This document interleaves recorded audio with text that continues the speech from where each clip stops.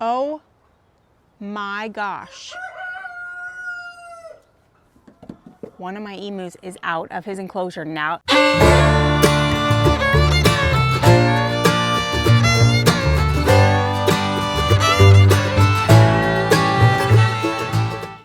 Hello everybody.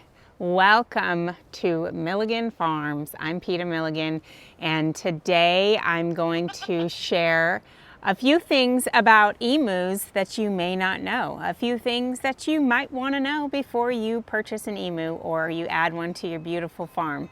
So come along with us. First things first, emus are not chickens, and they're not like chickens. If you're expecting to get an emu and to raise it and treat it just like a chicken, then you have another thing coming. They are completely, vastly different. Their needs are different, their housing is different.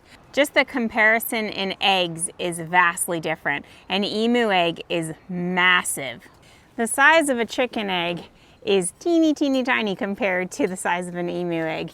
I think that you could probably fit about a dozen, maybe 8 to a dozen chicken eggs in one emu egg. It makes for a huge breakfast omelet, if that's what you're into. They also do not have an egg laying schedule like you think that they do. Chickens every day, every other day. Emus is typically every 3 days, but their laying season is only between, on average, about, I would say between November and March. On average, they could start laying a little bit before that. They could start laying a little bit after that. But for the most part, if you're expecting huge success because the eggs are so big, if you're expecting a big win, you have another thing coming, because sometimes their bodies have a mind of their own. And I've had a few hens here that have laid beautifully, one egg every 3 days, just like they're supposed to. And then boom, didn't get an egg for 3 weeks, 3 whole weeks. So, if you're expecting that it's going to go like clockwork, then you're going to be absolutely wrong. Sometimes they can. I've had that same hen lay an egg every 3 days between October and April one time. And she laid an egg every 3 days. It was a huge yield in eggs, and we had so many beautiful chicks that year. If they're fertilized, obviously. If not, then just eat those things because they are so delicious. And obviously a chicken egg, you know, you're gonna get an egg every day or every other day, depending on your chicken's age. Yeah, so those are completely different. If you're expecting a giant chicken, then you are going to be very disappointed. Emus will also and can jump a fence. Goodness. You're going to want to have a very secure fence system. Emus, if there is a way out, they will find it. And if there is not a way out, they will figure out a way out. Depending, obviously, on your fencing situation. Now, our fencing situation, we have a 5-foot no-climb fence here on our farm. Our emus have about, I would say 6 to 8 acres of land to roam. And that is also a huge, huge thing for emus. If you do not have an adequate amount of space, that is when they will start jumping those fences. If they are trying to get away from another emu or trying to get away from a predator and they do not have enough space to run away from them, they will jump whatever they can find and they will get out, or they will end up injuring themselves, which we don't want that because it just becomes really sad. Our emus have enough space that our emus have enough space that they have never tried to jump our fences because they have so much space to get away from each other. During breeding season, they have enough space to chase each other and for a very long time. So there's no reason for our emus to jump fences. I would say that you can get away with a 4-foot fence if you have enough space for them. If you do not, if you have only a couple acres or less, I would say that you need to get a 6-foot fence and nothing less than that. because those emus will try to get out if need be. It's not that they're trying to get out of their enclosure, it's that they were probably running from something, or breeding season, they all get crazy and they start to chase each other around. It's just so much safer for the emu and for your farm if your fence is adequate for your space. Oh my gosh. One of my emus is out of his enclosure now. We're literally talking about this. And I gotta go figure this out. I'll be back. Now we're heading down to figure out how to get him out or get him back.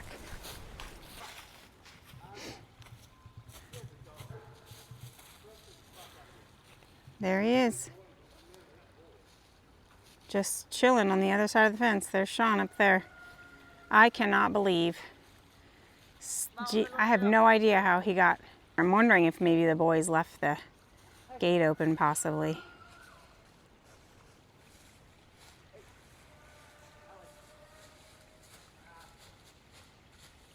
Pumpkin, come on, babe. Come on, both of you.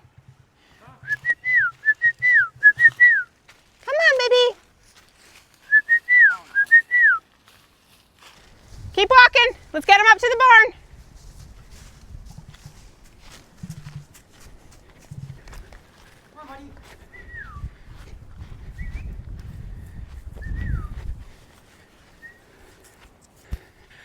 Oh my gosh, you guys. This has been a chore.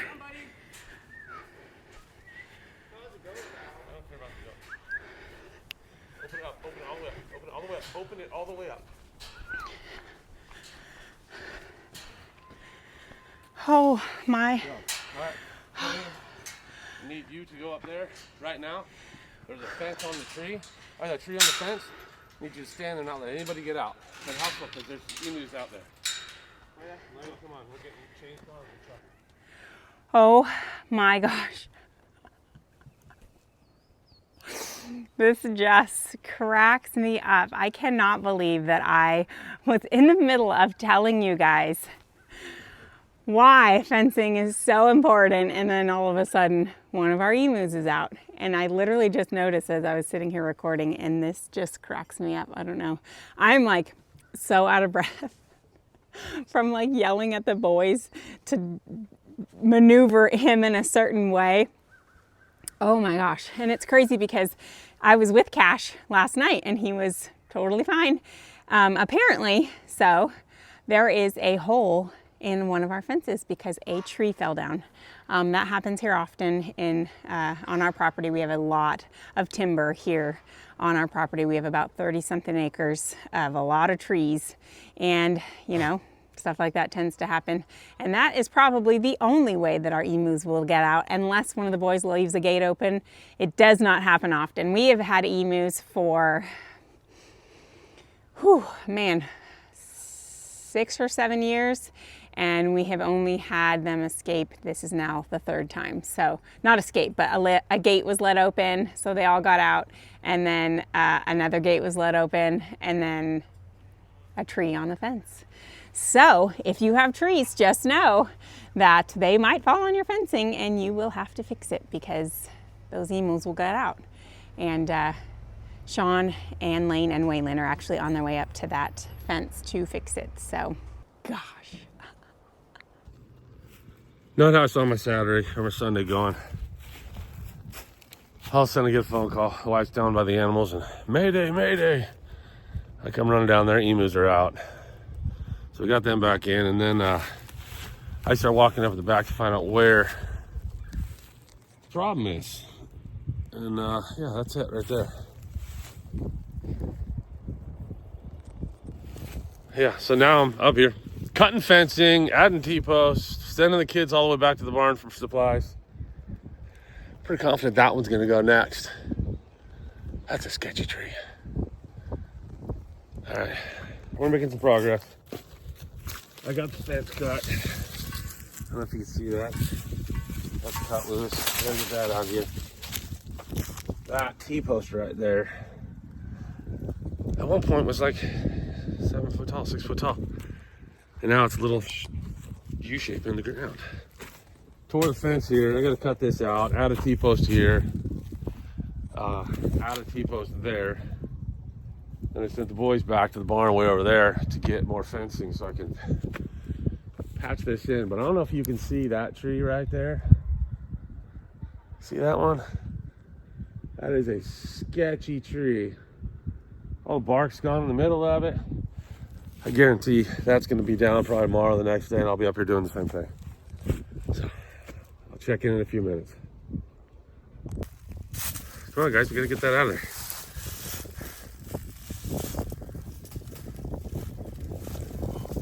Oh, come on. I am full. All right, here's how far we've gotten. We got the fence cut out there. We can't get that T-post out. It's like in a U shape down there where the tree, I think, well, this is the tree right here. So it literally hit the T-post and just drove it into the ground. So we had to cut the fence out, fold it up. We're gonna have to leave it there because I can't get the tractor up here. Just added that T-post and tied it off. So now we're just gonna take a little bit of wire. The boys brought the wire up. Thank you for that, Lane. Thank you for that, Wheeler. Brought the wire up. We're gonna add wire from here, and then we're gonna add a T-post right here, tie this off, put some new fence again, and we're done. It's fixed. It ain't pretty, but it's fixed. And there you go. It ain't pretty.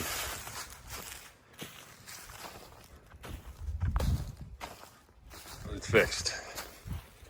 You see, I had to fold that up and put that down because I couldn't get it out of the ground. And obviously cut the trees out of the way, but that's it. It's done. I'll tell you what, if it ain't one thing, it's another. We got the gate fixed, or the fence fixed.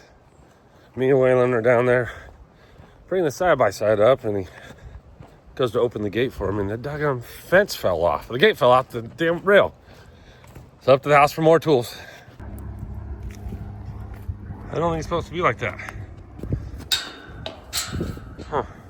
Okay, so another topic that you should know is that emus are so curious about a lot of things. Jewelry, accessories, hats, shirts, these microphones. They literally want to peck at everything. And sometimes it could be a very aggressive curiosity, though they are not mean, they are just curious. So I would say an aggressive curiosity. They love pecking at things. Especially things that they are curious about and that they're interested in or that they're intrigued by. And a lot of that is shiny objects, or I shouldn't even say shiny. Shiny objects is what gets them, but they can be curious of a rock, of all things. So, are they aggressive? No. Can they be aggressive depending on how you raise them? 100%, just as any other animal could be. We have 6 adults. None of them are aggressive, not a single one of them. They can be aggressive during breeding seasons, specifically with each other. So we use a lot of these giant timbers as hiding spots when they're running after each other, not because they're trying to get to us, but because sometimes they just don't understand their surroundings and they might trip up and accidentally knock one of us over. They haven't done that, but I'm sure it could happen for sure. They definitely do not wake up choosing violence, but can their size get the best of them? Yes. They don't understand how big they are. They think that they are little lap puppies sometimes, and they just want to be all up in your personal space. They don't understand boundaries at all, at all. Cash is actually right here. This is the guy that got out, but he just went in to see if he can find some food. But they are not aggressive. They are giant. They are curious, and they do not have personal boundary knowledge. Like, it just doesn't clock into their brains at all. So they want to be in your space all the time, especially if you have a really sweet emu that just loves to be around you. Now let's talk about how expensive they are. If you're looking for a cheap farm animal, an emu is not for you. They are not cheap. It is pricey to pay for their food. It is pricey to get the proper fencing and enclosure for them. It is pricey to fix those enclosures and fences. And I mean, vet bills, If something happens to your emu and you're lucky enough to have a vet that does exotic animals, then it gets pricey. We've had to x-ray an emu before, and thankfully our vet comes here to our farm and he does whatever our hearts desire or whatever our animals need. And that was quite the experience, wrangling an emu, but it was kind of cool to watch actually. If you're looking for a cheap farm animal, emus aren't your guy. They're just not. Although I would love if they were way less expensive, that would be awesome. But they're not. They are amazing, amazing pasture ornaments though. Goodness gracious. Coming out my backyard, looking out a window, I love watching them slowly walk through the pasture and through the trees. It's just so fascinating to me. And again, about space, they need real space. If you have a 1 acre farm, I personally would not recommend getting an emu unless you plan to spend so much time with that emu and you know that there is no way predators will get in and try to chase him out. I just feel like it's a disservice to the animal itself to just put them on something so small. They love to run. Emus can run, I think, gosh, up to 30 miles per hour or something of that nature. And that's fast. And they don't want to be in a box. They want to run. They want to roam.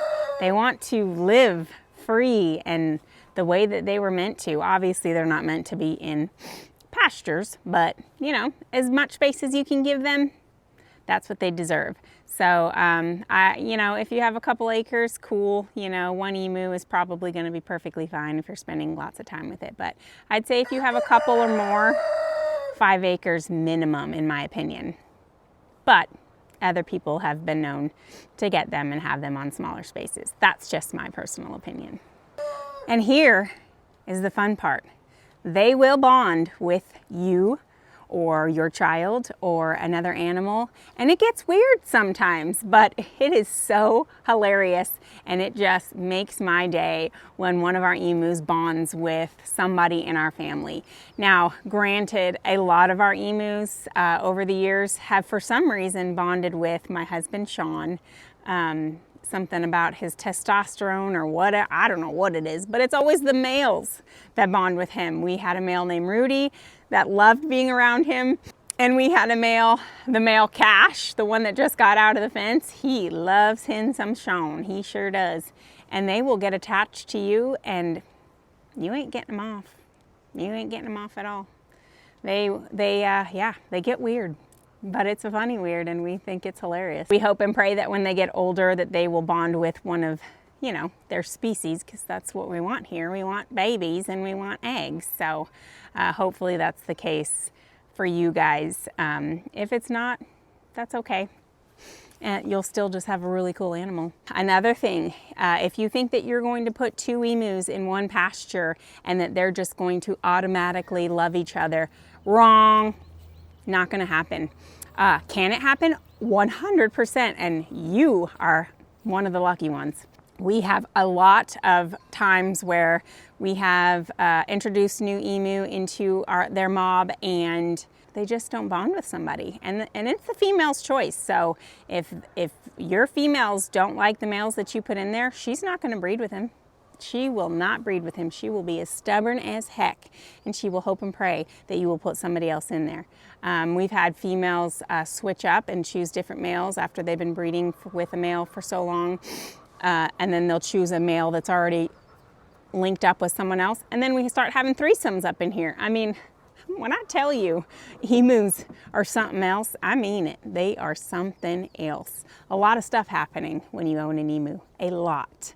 And it's hilarious. And the last but not least tip that I have to give you before you get an emu is you will get emotionally attached. You may not think it is possible to love a ratite, to love a bird so big, to love these fascinating dinosaurs, but you will.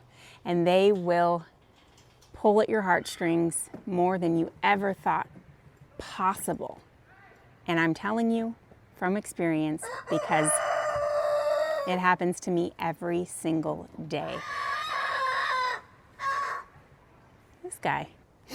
It happens every single day to me. I walk out here, I look at them, and I tell myself, or I think to myself, how is something so prehistoric just walking around in my backyard, and how in the world did they capture my heart the way that they did?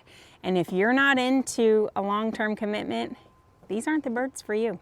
They can live probably up to 30 years or so in captivity. So you have a long-term commitment on your hands if you choose an emu. And you won't be able to get just one.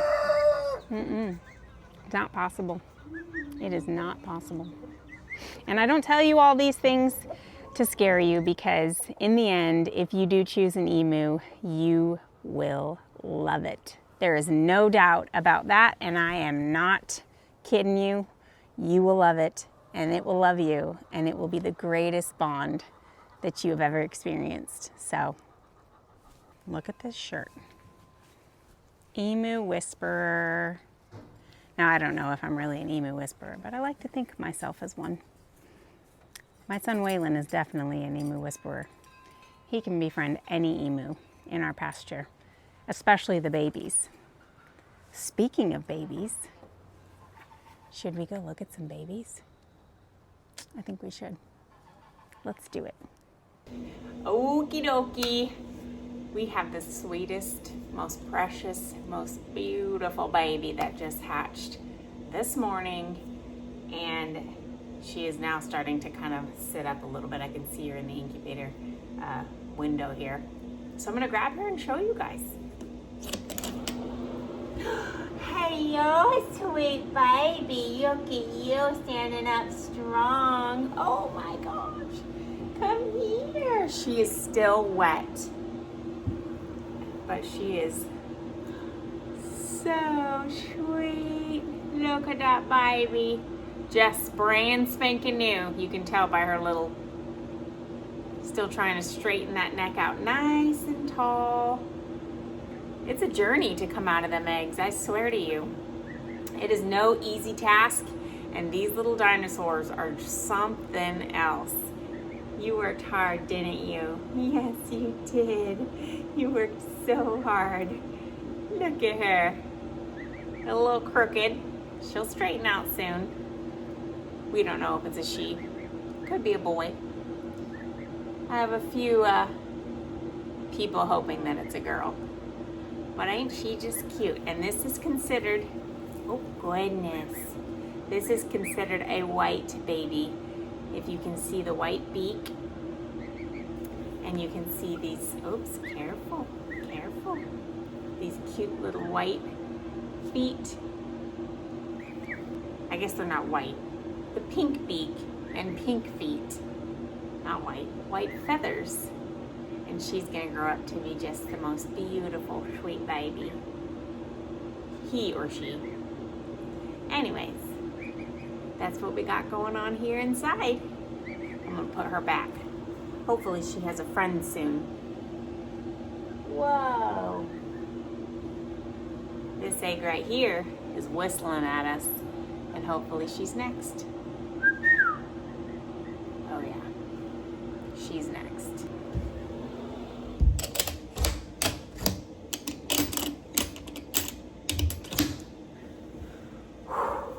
Well, we hope that we have said all that we need to say about emus, and we hope that we convinced you that you should get some. That is, if we checked all the boxes of all the information that we gave to you today. We hope that you want one, and we hope that if you get one, that you love it to pieces, and that you're ready for a 20 to 30 year commitment, because they ain't going anywhere. At least we hope not. So yeah, emus are amazing. Are they for everyone? Probably not. Are they for you? Probably, if you're watching this video. Duh. So go get one. What are you waiting for? Alrighty, everyone. That is it. And that is all that we have for you today. We are so thankful that you were here yet again to watch our whatever, what do you call what Disaster. we did? Disaster of a day. I mean, with the emu getting out and all. But we still enjoyed making this video for you, and we hope that you come back for another one. And we hope that everybody has an amazing rest of their week. Thanks for stopping by. Bye.